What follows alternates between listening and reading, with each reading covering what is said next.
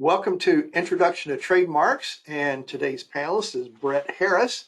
And Brett is a third-year law student at the UA Little Rock William H. Bowen School of Law, and he's taken advanced intellectual property coursework as a visiting student at the University of Illinois at Chicago's Law School, and he hopes to specialize in intellectual property law after his graduation. Now, prior to attending law school, Brett obtained a Bachelor of Science in Management from Arkansas State University, and he's worked with a textbook distributor focusing on intellectual property issues. Welcome, and take it away, Brett. Thank you so much for that introduction, Timothy. And welcome to part 2 of our 4-part intellectual property workshop series. Again, I'm Brett Harris, and I'm also accompanied today by Professor Kim Vudin, who is an assistant professor of clinical education and the Business Innovations Clinic Director here at the Bowen School of Law. We're really excited to be having the opportunity to work in collaboration with the Arkansas Small Business and Technology Development Center on this workshop series. For those of you that aren't familiar with the Business Innovations Clinic work, we really focus on assisting small businesses and nonprofit organizations with various legal matters, all with the goal of community improvement and driving economic improvement as well. Before we begin today's presentation, we do need to share this disclaimer. And this disclaimer essentially says that today's presentation is for educational and informational purposes only. The contents of this presentation are not intended to serve as legal advice. So if you need legal advice on specific issues, we always recommend that you seek the advice of an attorney or counsel. And last, any interactions that we have in today's workshop, whether it be through the question pane or in the question and answer session, does not form an attorney-client relationship. So with that, let's jump right in and take a look at where we're going today. So we're going to start with what is a trademark.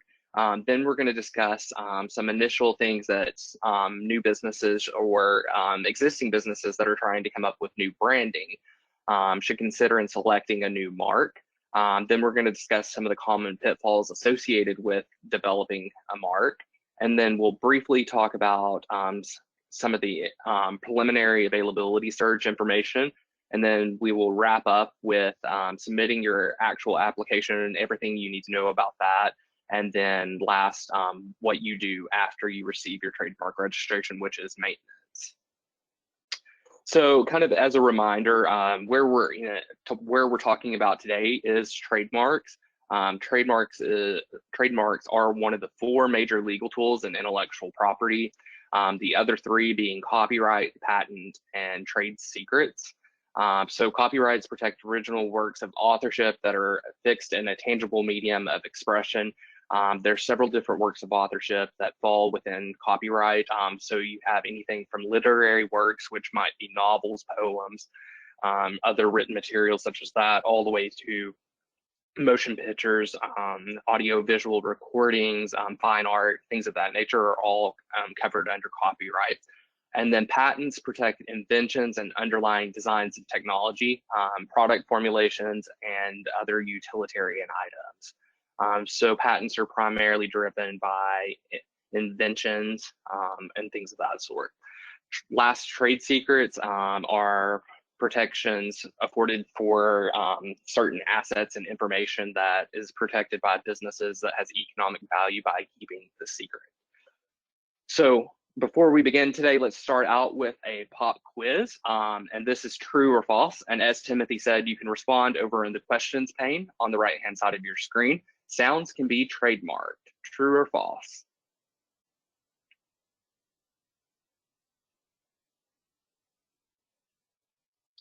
And here we have sounds can in fact be trademarked.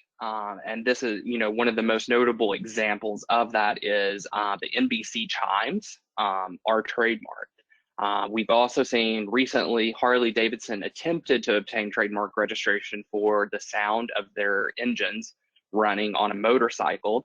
However, they ended up abandoning their application because trademarking sounds is quite difficult to do. So you may be thinking initially, well, what is a trademark? Well, at a definitional level, a trademark is words, names, symbols, devices, even sounds, or any combination thereof that are used to distinguish the goods of one person from another. And trademarks are all about being a source of indicating the origin of goods and distinguishing your goods from someone else's goods. And in doing so, trademarks are very consumer-centric and focused on consumer protection by providing brands with, providing consumers with shortcuts, and then also providing brands with increased brand goodwill. And if you joined us for our first workshop earlier this week, you heard me give the example of going to the grocery store to find your favorite brand of ranch, and you may have 30 different brands of ranch, but usually as a consumer, you're able to know exactly what your favorite bottle or favorite brand of ranch looks like, grab it and go about your business. Well, this is a real simple illustration, but it shows exactly what trademarks are intended to do, and that is to provide the consumer shortcuts and then also establish brand goodwill. Trademarks try to protect their owner's IP by keeping competitors away and punishing free riders and copycats. So what we mean here is that, you know, going back to the grocery store example on ranch, you know, trademarks try to prevent consumer confusion, and that would be in the context of this example.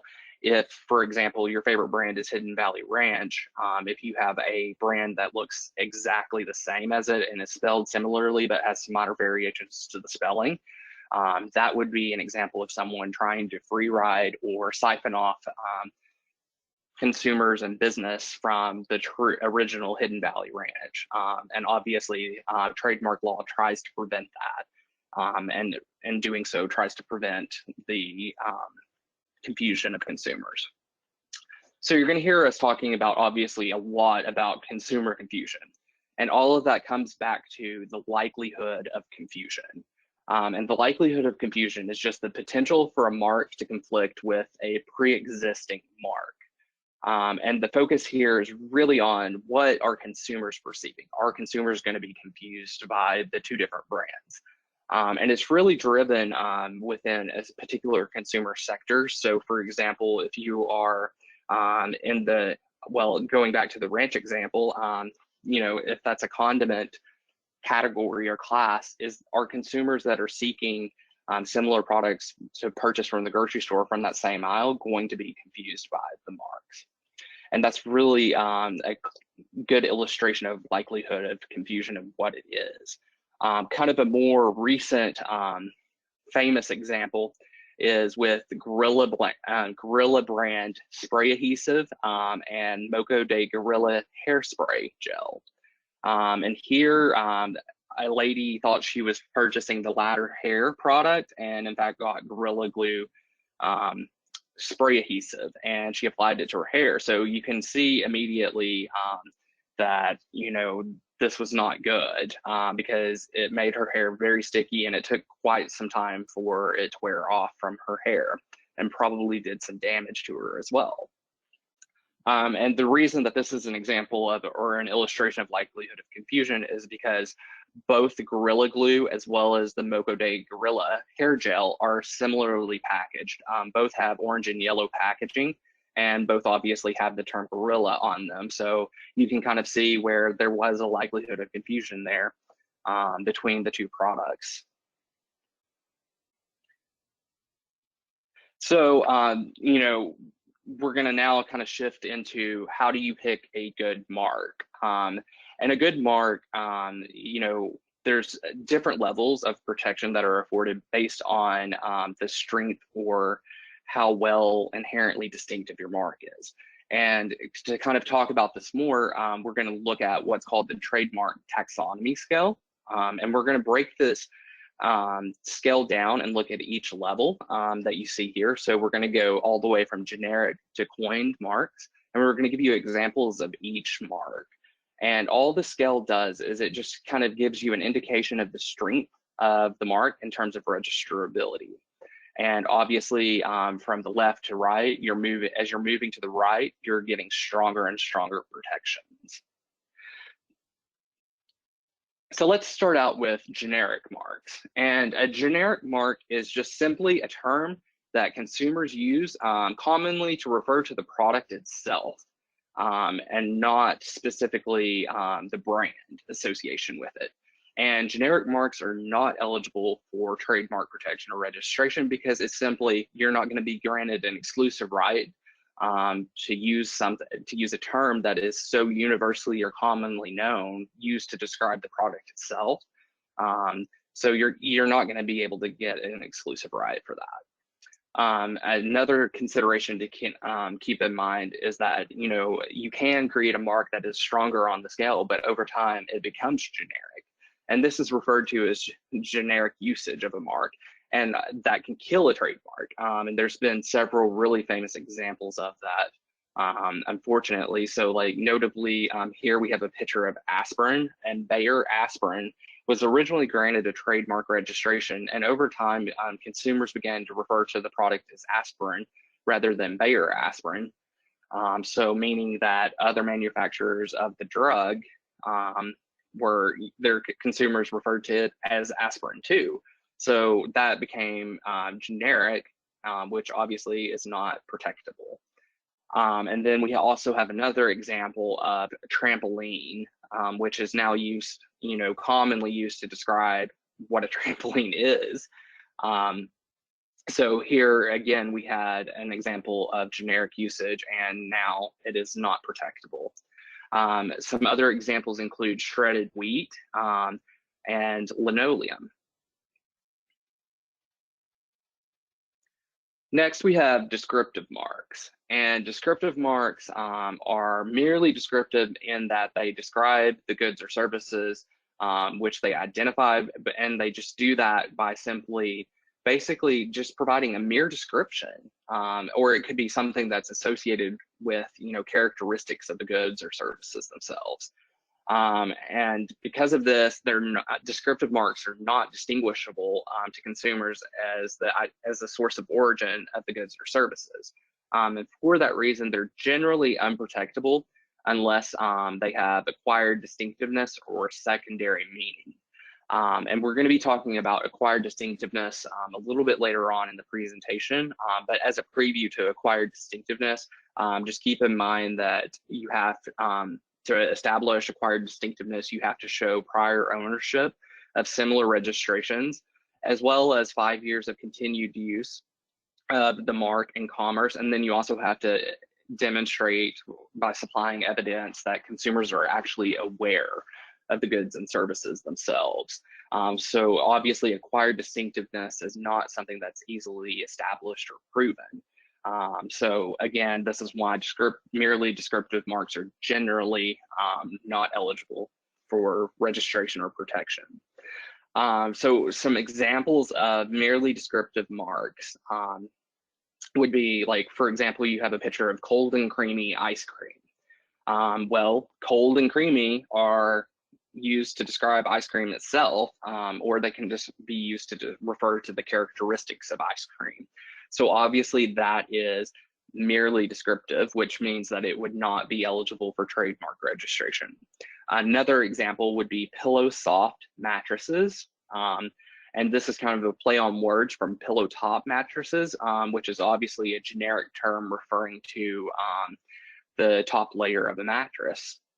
And you can see that, several different brands refer to pillow top mattresses as a type of mattress. So that's a generic term. But here, pillow soft is just merely describing that the mattress is soft as a pillow. So it would likely not be eligible for protection as well.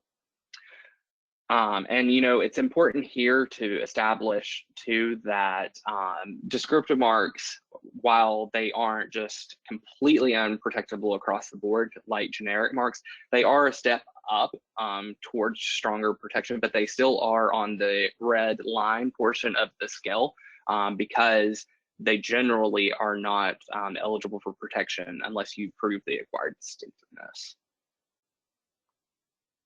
So next we have suggestive marks. And suggestive marks are simply just words or phrases used in the mark that try to allude to the type of product or service or give the consumers enough of a general idea that the consumer is able to infer what the actual product is from the brand or the mark.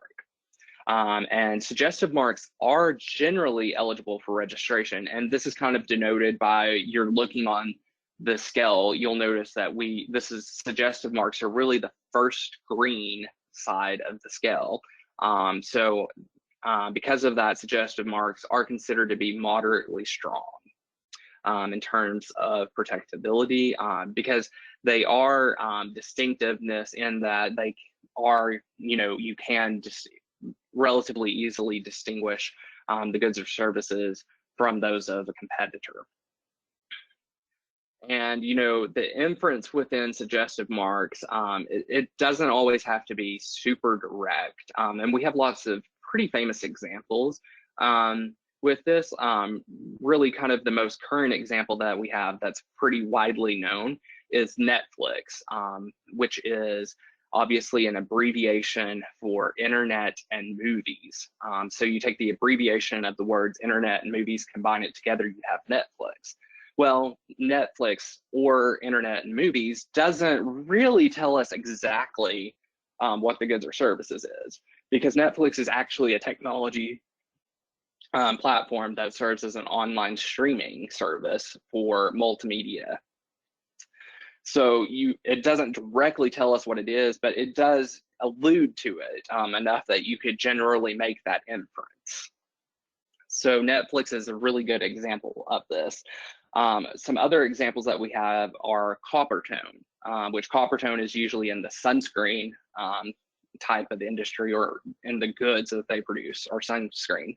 And the terms copper tone refer to kind of the skin shade, or at least make some connection to sun tanning or being out in the sun. And then we also have Airbus, which is a combination of the words air and bus. And Airbus is a commercial plane manufacturer. So you can see here, they just kind of took the concept of, wow, we have a bus that is in the air. So Airbus. And again, that is a suggestive mark. And all of these examples are generally protectable under trademark law.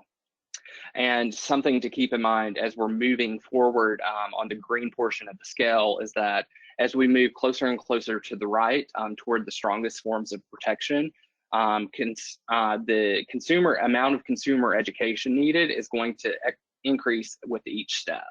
And what I mean by that is simply that in order to generate brand awareness or consumer awareness, you're going to have to spend more and more money and time educating consumers, whether that be through advertising or other means, to generate that brand awareness, because they become less and less able to be inferred by the consumers what the goods or services are. So to create that strong connection between the goods and services and the market itself, you have to educate the consumers more. Next, we have arbitrary marks. And arbitrary marks are generally comprised of words that have a common language meaning, but as used in the mark itself, it's completely unrelated. So here we're just saying that, okay, you might go to the dictionary and pick out a word. For example, with computers, like we have apple. So the term apple refers to a type of fruit. Well, obviously, Apple, as we know it, is tied to technology and consumer electronics. So here you can see that Apple is in fact an arbitrary mark. And because there's such a disconnect between the actual common language meaning and the goods and services themselves, the marks are inherently distinguishable, meaning that consumers easily know that when we say that we're going to the Apple store, we're going to the technology store, we're not going to buy actual fruit apples. And because of this, arbitrary marks are afforded a broad scope of protection. And that just means that they're generally stronger, and because they're stronger, competitors can't get in nearly as close within the same product classifications to create consumer confusion. So we have, beyond Apple, we have some other common examples. So for example, we have Dove chocolates, which obviously the term Dove refers to a bird, but Dove is a brand of chocolates. We also have Dove soaps, and last we also have Shell for gasoline and oil refining.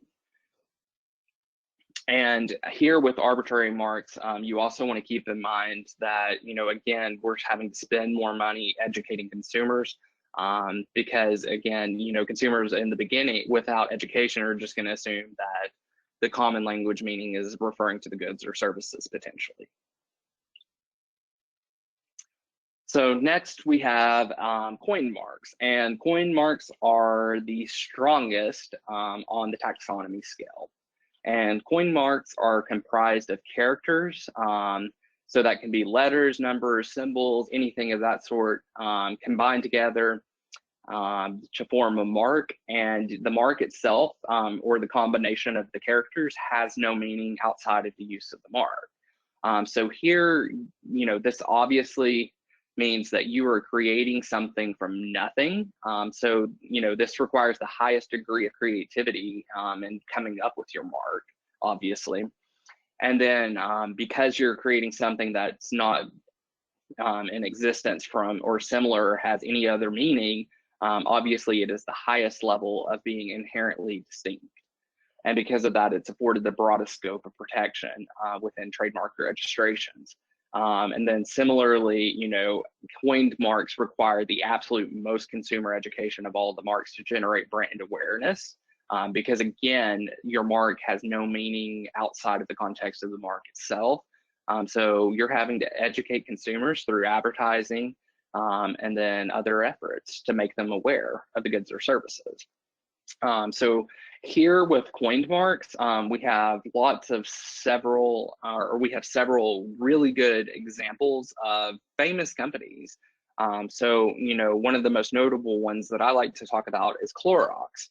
And Clorox is a coined mark. And obviously, if someone says the term Clorox, we automatically associate it with cleaning products or things of that sort. Whether it be bleach or whether it be Clorox for laundry, Clorox wipes, there's so many different products that Clorox produces, but instantly when we see the word Clorox, we associate that with cleaning products. Some other examples include Google, Rolex, and Kodak, and Exxon. So all of those are coin marks, meaning that, they have no meaning beyond the mark themselves. And something to kind of keep in mind here too is that with coin marks, as we mentioned a little bit earlier, you need to avoid generic usage of your product. So you don't want, for example, using Clorox as example, if you have Clorox wipes, you do not want consumers referring to all disinfecting wipes as Clorox wipes. So Clorox is very careful to say that it's Clorox wipes and use it in conjunction with their logo to prevent generic usage. Or in the case of Google, Google really focuses on educating consumers and their employees both to refer to them as a search engine and not refer to it as an action of Googling something. So now let's jump right into a pop quiz. And before we dive into the actual quiz itself, let's kind of review what some overall concepts of weak marks and strong marks are. So starting with weak marks, they are not inherently distinctive of origin. And that just means that consumers are less likely to be able to identify the mark from competitors or things of that sort. Weak marks have a significant likelihood of generic usage, whether that's over time or initially from the beginning. And then weak marks are also descriptive of the products themselves. So here, a weak mark might be merely descriptive of the characteristics of the goods or services itself. Conversely, strong marks are inherently distinctive of origin, and that just means that consumers can easily identify that this is that brand that they want, and this is not a competitor's brand. Strong marks also require a high degree of creativity in coming up with the name. And then last, strong marks require increased consumer education. So for this pop quiz, we're going to start with free conference call. And if you would, in the questions pane, just respond whether you think free conference call is a weak or a strong mark.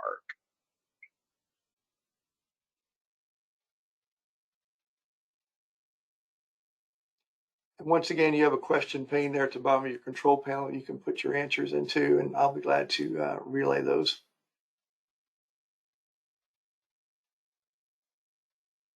And Maria thinks it's weak.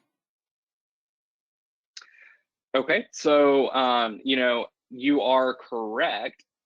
Free conference call is a weak mark, and that's because it's merely descriptive of the goods or the services. So free conference call is simply a free, no cost conference calling solution that's offered electronically. So, you know, because it's merely descriptive, it is a weak mark. The next one, Denver Mattress Company.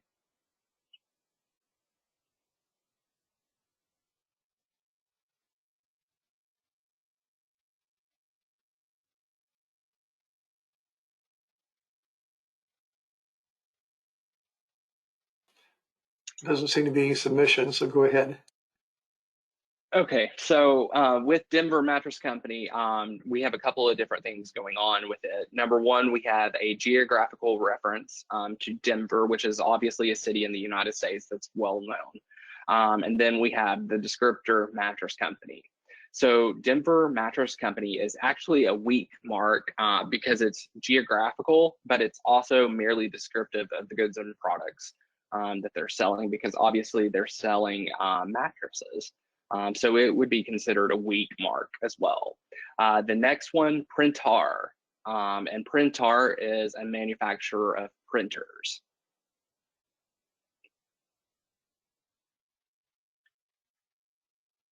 And here with Printar, we have obviously the spelling difference with the A being replacing what would be the E in the products, goods, or services itself.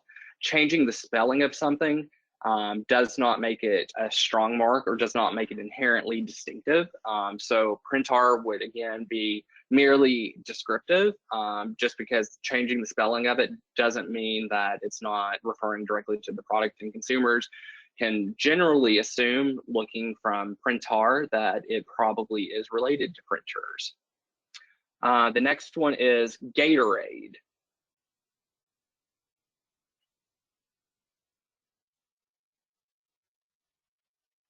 And Maria thinks that's strong. And here, okay, awesome. Well, good job there. So Gatorade is in fact a strong mark because Gatorade is a coined mark. It has no meaning beyond the mark itself. So obviously it required a great high degree of creativity in coming up with the mark itself. And it's very inherently distinctive. So all of those mean that it is a strong mark. And last, we have Firefox.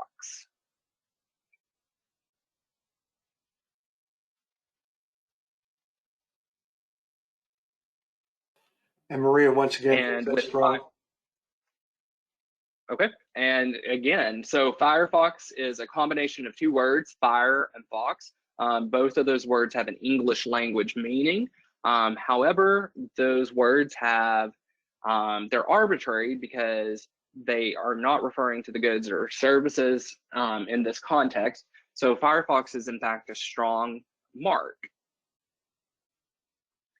So now let's take a quick look at some of the common naming pitfalls. And as we're going through this list, you know, please pay special attention to these because these are issues that we see over and over again with small businesses, especially here in the clinic. We just see this a lot. So keep this in mind so that you're not spending time or money marketing a mark that's not going to be eligible for protection because it falls within one of these categories. So first, let's start with personal names. And as a general rule of thumb, personal names are not eligible for trademark registration. And they can, however, be, in certain narrow circumstances, be registered if you establish acquired distinctiveness. And, as we've already said, acquired distinctiveness is not something that's easy to prove. So as a new business owner, if you're just starting up your business, you're not going to be able to prove acquired distinctiveness, acquired distinctiveness, because you have to show prior ownership of similar registrations, 5 years of continued use in commerce, and then also you have to be able to prove consumer awareness.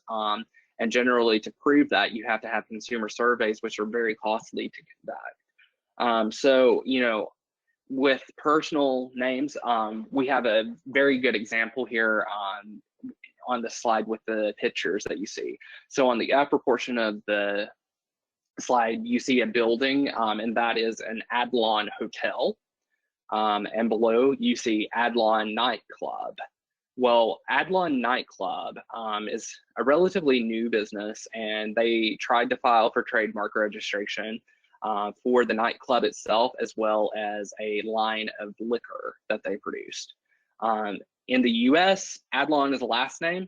There's no other meaning to Adlon other than it being a last name.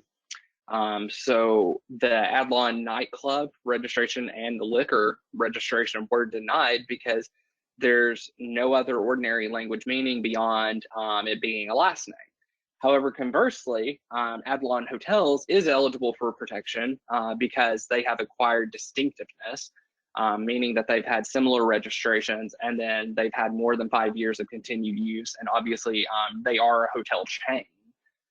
So there is consumer awareness of their brand. So Adlon Hotels would be eligible for protection here just because of acquired distinctiveness, but a new nightclub named Adlon Nightclub is not, because it is just merely a last name and there could not prove acquired distinctiveness. Next, we have geographical pitfalls. We kind of alluded to this on the quiz a little bit already, but marks that are primarily geographically descriptive or are geographically deceptively misdescriptive cannot be registered. So what we mean here is that, if you're referring to a product and it's deceptive in its origin, it's generally not going to be eligible for protection because we don't, given the consumer protection nature of trademarks as a whole, we don't want consumers to be deceived. So here in this example, we have a picture of Western wear from Denver Western. And Denver Western is a clothing store that obviously carries Western wear exclusively. Well, Denver Western is geographically descriptive because it refers to the city of Denver, which again is a known city in the United States. But it's also merely descriptive because exclusively all they carry is Western wear. So for these reasons, that would not be a good mark. And then an example of being geographically deceptively misdescriptive, if you were here on our first workshop, I gave the example of an Icelandic glacier water that's bottled here in Little Rock, Arkansas. Well, that's deceptive to consumers because if you give a famous reference to a place, such as Iceland, and make reference to the glaciers, consumers are going to assume that that water is coming truly from glaciers in Iceland, not from Little Rock's tap water. So for that reason, it would be geographically deceptively misdescriptive and would not be eligible for protection at all. Next, we have generic marks. And this is something, we've talked about on the taxonomy scale, but it's really, really important. So we talk about it again here. Because you do not want to select a mark that consumers commonly use to identify the product itself rather than the origin of the products. So, you don't want to be Bayer aspirin and lose your trademark protection because your product becomes so widely popular that consumers just refer to it as that, even though competitors are producing the same product formulation and consumers refer to it as aspirin. So really do not, you want to make sure that as your mark becomes more and more popular, that you're not letting it become or be generically used. And we have some other examples that I haven't given you, such as escalators.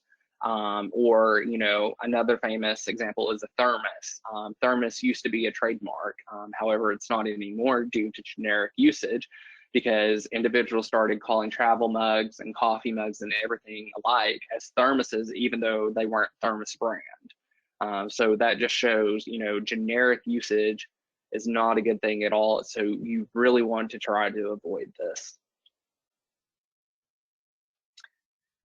So last, or not last, but we do have translation issues. So there's really two different things going on in translation issues. So here you need to avoid selection of a mark that translates differently or negatively in another language. So in this particular context, we have the example of the picture of the Chevy Nova. Chevy Nova translates into Spanish as no-go.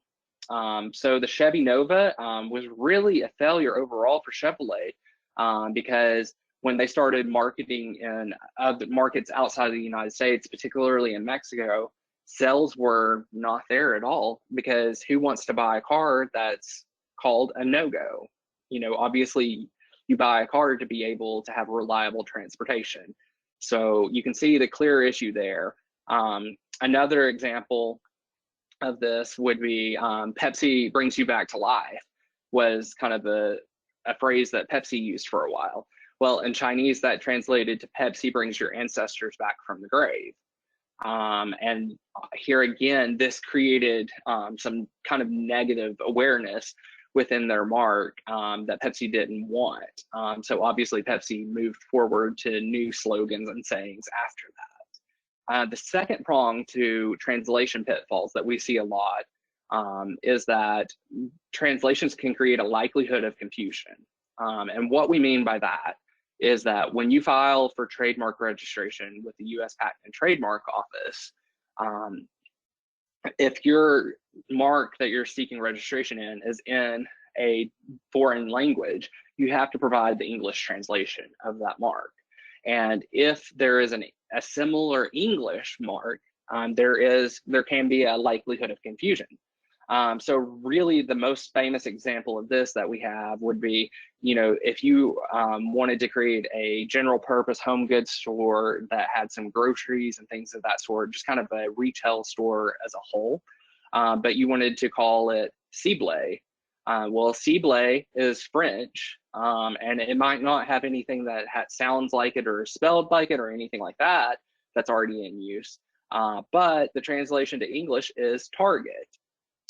So you can see here how you would obviously have a strong likelihood of confusion with the registration for Target. So next we have making sure that your mark is not already in use by someone else. And this is selecting a mark that creates a likelihood of confusion to an already registered mark. This is, unfortunately fairly common too, because we just don't do our background. We think that, oh, we thought of this ourselves independently, no one else is going to be using it. Well, that's just simply not the case in a lot of situations. So here we have the picture of Don Donuts, and there was actually two Don Donuts registered. One was a local chain that was an unregistered trademark, and they were operating in like 5 to 6 different locations, and I think possibly within like 1 to 2 states. But it was a very regional based operation. Well, Don Donuts also had a national arm that was completely unrelated in pre-manufactured donuts that were picked up by a national distributor. So they sought registration for Don Donuts. Well, here you can see the obvious conflict. You have 2 different Don Donuts being used. One's regional, one's going for national. Well, the safest bet here is just to avoid marks that have any pre-existing federal registrations, because you can save yourself time and money, and then potentially problems on down the road with infringement. So you really want to be careful just to make sure that, just because you come up with the idea yourself doesn't mean that someone else isn't already using something similar to that. So always pay attention to that. So now we have a pop quiz again. Are the following marks examples of potentially good trademarks? And you can just say yes or no to this. So number 1, Yellowstone Healing Waters, bottled from City of Little Rock Municipal Water.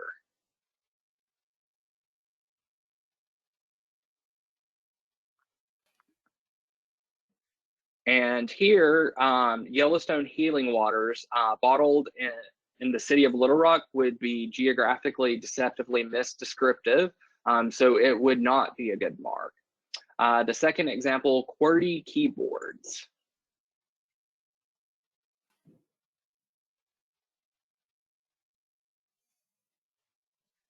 And here, for those of you that are unfamiliar with QWERTY keyboards, that is the standard North American layout of the keyboard.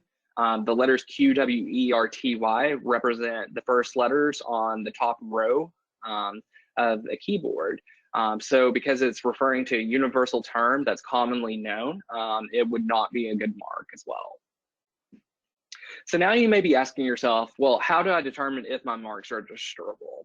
And it may seem like a daunting task, but we can really break it down into 5 distinct steps. Obviously, step 1 is developing a potential mark. And arguably, this is probably the most difficult portion of the of coming up with or getting a trademark registration, is coming up with the brand or the mark itself. Step 2 is you want to determine the classes you want protection in. And this can be done, we give you a link to the site, and this refers you to the USPTO or the US Patent and Trademark Office's classification guide. And here you want to just enter in general search terms of what you think consumers would generally refer to your product as. So for the next couple of slides, I'm going to be talking about Half Moon Apothecary. And Half Moon Apothecary specializes in artisan craft soaps.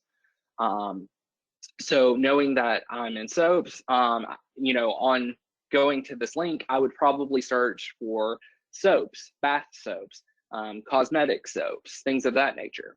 And you're going to notice that the results come up with several different listings, and they may have different classification numbers. Well, if one is class 3 and one is class 5, but they both fit my product description, odds are I probably will want protection in both classes 3 and 5 for my mark. But you don't necessarily have to do that. We generally recommend that you seek protection for the category that fits your mark the best and the strongest. But keep in mind, there may be more than one class that's appropriate for registration of your mark. Step 3 is conducting a search of the mark using an internet search engine. So just take your mark, enter it into your search engine, whether that's Google, Yahoo, MSN, whatever your favorite search engine is, and just scroll through the results. See if there's other businesses in existence. You'll see, search engines will populate Facebook business pages, websites, things of that nature. So this is really a good starting point to see if someone else is using your mark already. Step 4 is conduct a test search, which is a trademark electronic search system search using the USPTO website at uspto.gov. Using this test search, you'll want to use a basic search feature, which is recommended for new users. And you usually want to use 1 or 2 term words that are in your mark to search and see a listing of all the results. So for Half Moon Apothecary, I would search Half Moon as a good starting search. Step 5 is look for similar names and the potential for brands to be confused with your mark. So you're going to go back, look at your internet search engine results, look at your test search results, and look for similar brands that are already in existence or businesses that are already in existence within the same general classifications of goods and services that you're thinking you're wanting to seek registration in, that you identified in step 2. So what we have here on the left-hand side is a results page from tests for Half Moon. You can see it shows you several different things. It shows serial number, registration number, the actual word mark, and then the status of live or dead. So you want to, one thing that I always point out is that pay attention to the top where in blue where it says 136 records found. You're only seeing records 1 through 50, so you need to be sure to go to the next pages of the search results to ensure that you're reviewing all the appropriate records. And you want to really be looking for similar marks. So like I see there's several half moons, so I would be clicking these through, opening the registrations, and then each registration will tell you what classification the mark was sought for registration in. And then you can kind of get a general idea of what's going on with the mark and see if there's more of a likelihood of confusion. So when you actually click on a registration, this is what it opens. So we have Half Moon Base Soap Company here that we use as an example. And right here, you can see that there's an IC003, cosmetic bath salts, cosmetic body scrubs, etc. So here they have registration protection within IC3. However, as I noted before, some marks can be listed in multiple classifications. So you do want to pay attention to see if there's more than one listed here. This page also gives you general information such as the date of registration, who the owner of the mark is, any disclaimers, anything of that. So there's a lot of information housed here. The status of live or dead. A live mark means that it is either in process of being cleared for registration or has already been granted registration. If it shows dead, the mark may have been abandoned, the application may have been rejected by the USPTO. There's several different reasons why a mark can be dead. Well, if you're wanting more information on that specific mark, because there is value in looking at dead marks to see, you know, hey, if the USPTO rejected this application, why? Well, we always recommend that you want to come up here and click this TSDR button right here on the registration. And then when you do that, it will open this page. This page gives prosecution history, and assignment proceedings, everything, all the information tied to the application is housed right here within the TSDR. Generally, I recommend that you click the Documents tab, and when you do so, it pulls up a listing of all the documents tied to the application itself, going all the way back to the specimens submitted, the application, the notices of publication, any communications that you've had back and forth with the USPTO examining attorney, all of that information's here. So what do you do after you've done all these searches and research? Well, now you need to consider what evidence you will use to submit with your application. And you need at least one specimen, which a specimen is just a real life use of your mark in commerce per product category registration or per classification that you are seeking protection in. The specimen has to demonstrate actual use in commerce, meaning that sales or transactions are occurring across state lines in multiple states, otherwise known as interstate commerce. So some acceptable specimens that you see here show the product exactly how it was detailed on the application for trademark. So here, starting with Keurig, we have Keurig's stainless steel travel mugs. Obviously, this mark is on a label on the product itself, and this was on a shelf for sale in a supermarket. So this was an actual acceptable specimen. To the right, you have Tide laundry detergent available for sale from Procter & Gamble's website.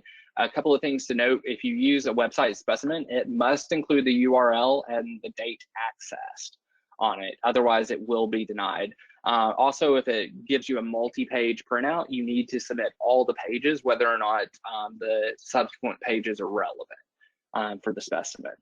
To the right, we have the Zomato app available for download on the Apple App Store. And here it shows that, you know, you can actually click the Get button to download the app. So that's another key for a specimen. If you show something like this, you have to show that it is actually available for use and download in commerce. And then last, we have Deer Park water, which is obviously the packaging itself. And this package was, again, in a display at a grocery store. I just cropped it out for purposes of this presentation. So real quick, we're going to take a look at are the following acceptable specimens for registration. So starting with Specimens t-shirt. Specimens is actually a DNA sequencing service. And here, this would not be an acceptable specimen because showing the product on a t-shirt would indicate a use in a goods or services. Like if Specimens was a t-shirt company, yeah, sure, this would be a great specimen, but this is for a service, so it is not a good specimen and would not be acceptable. To the right, we have a wellness station, and this is a digital rendering. This is important to note for the wellness station. And digital renderings are not acceptable specimens. It has to be something that's physically actually in use. And we know that this is a digital rendering because even right here it says add logo here. So digital renderings are not acceptable. So what do you do if you don't have specimens? Well, generally we say that if you don't have specimens, you're probably not ready to apply for registration for a trademark application because it is required at the time of filing for protection. And again, the specimens have to show actual use in commerce, meaning transactions or beyond state lines. So there are there is another option if you don't have specimens showing actual use in commerce. You can file an intent to use application.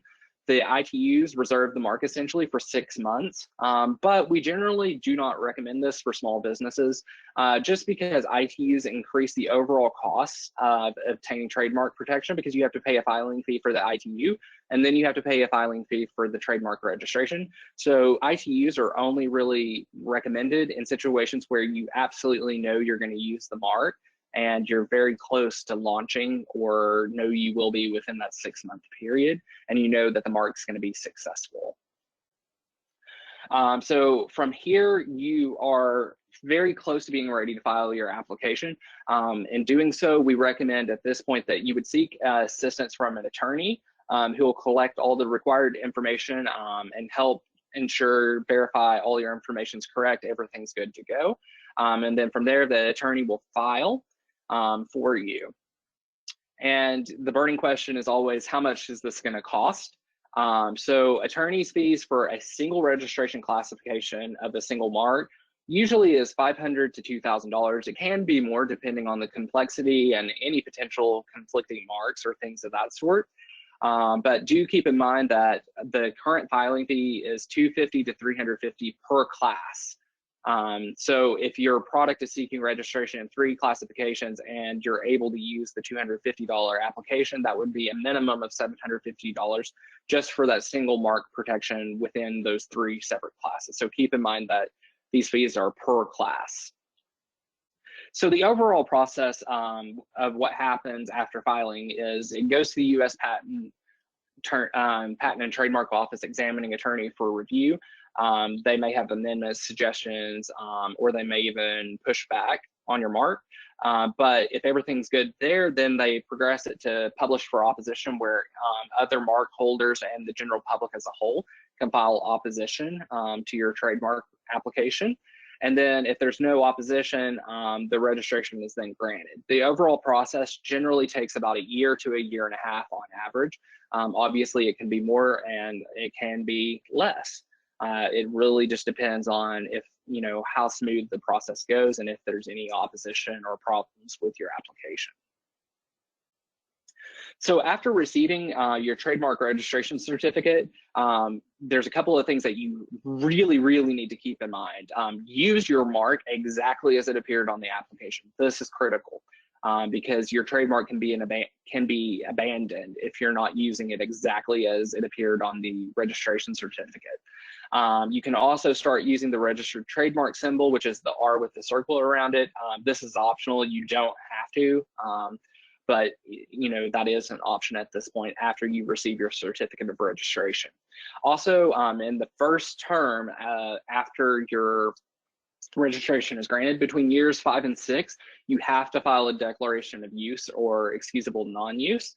If you fail to do this, your trademark registration will be canceled.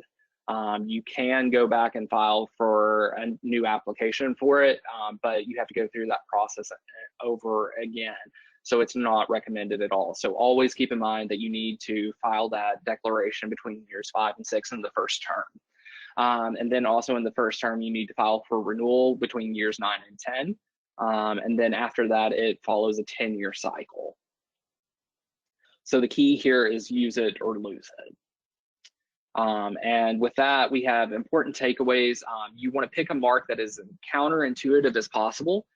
So that's Apple for computers. Keep that in mind. Something like that is a strong mark. You want to avoid using your personal name.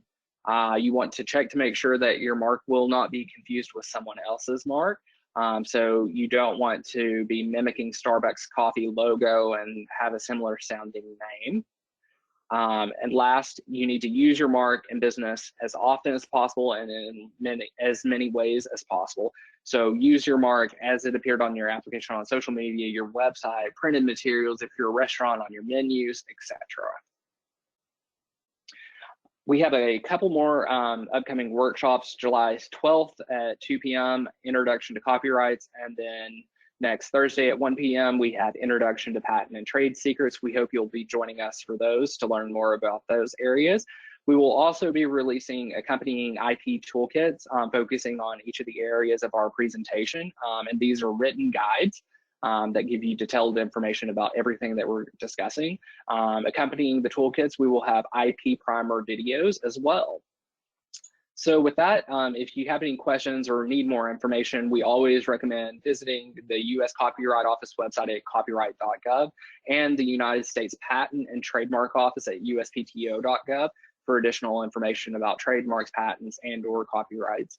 And then last, you can always visit ASBTDC website or our Business Innovations Clinic for more information about our services. All right, thank you, Brett. That was a good job. And you did have one question come in from Willie, who was had a little confusion on the consumer awareness. He said, can you restate if this is geographic, ethnic type, or international that matters? Also, what about a church name that uses the name of like a deity in a specific location?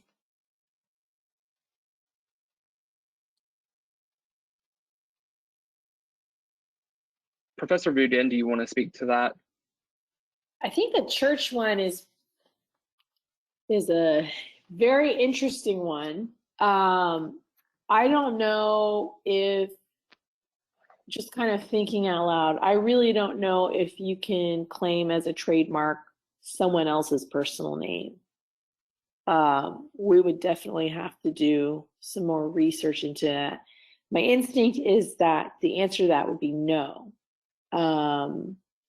because that trademark has to be associated with your service, right? So other people might want to take in a mark that has that same deity's name, right? Like Jesus or Mary. And then the first question, I'm not quite sure what it is. If you want to try and, if you could repeat that, Tim. He was talking about the consumer awareness, if that could be restated, if that is geographic, ethnic type, or international that matters. And then he'd asked about what about a church name that uses the name of a deity and a specific location. I still don't understand what that first question really is. The likelihood of confusion, and do you want to try and restate that first question somehow? All right, Willie, if you're, I think you're still with us. If you can, put something down there in the bottom for us, that would help us get you a better answer to that. I just want to mention that we are being joined by Dr. Kimberly Boudin with the Business Innovations Clinic at the Bowen School of Law here in Little Rock, and she is mentoring Brett as he goes through this process. And okay, so Willie says church name example, the Church of Hyala of Arabis in the city of Joplin, Missouri. Yeah, so I think I'm going to hold with my answer. I don't know. My instinct is telling me probably not, because it's someone else's personal name, and so you couldn't trademark it so that other people can't use that personal name. but I didn't quite understand that first question of not understanding the international.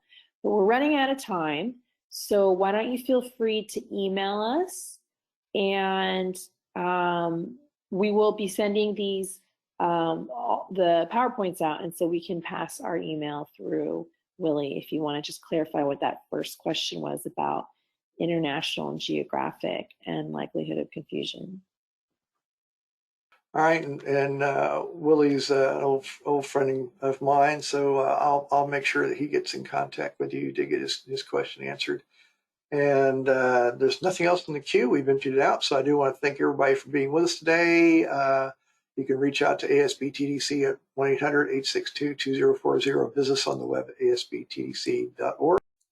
All right, so if you're looking at your control panel and trying to figure out how do I get out of here, all you got to do is go to the upper right corner, click on the X, and that will drop you out.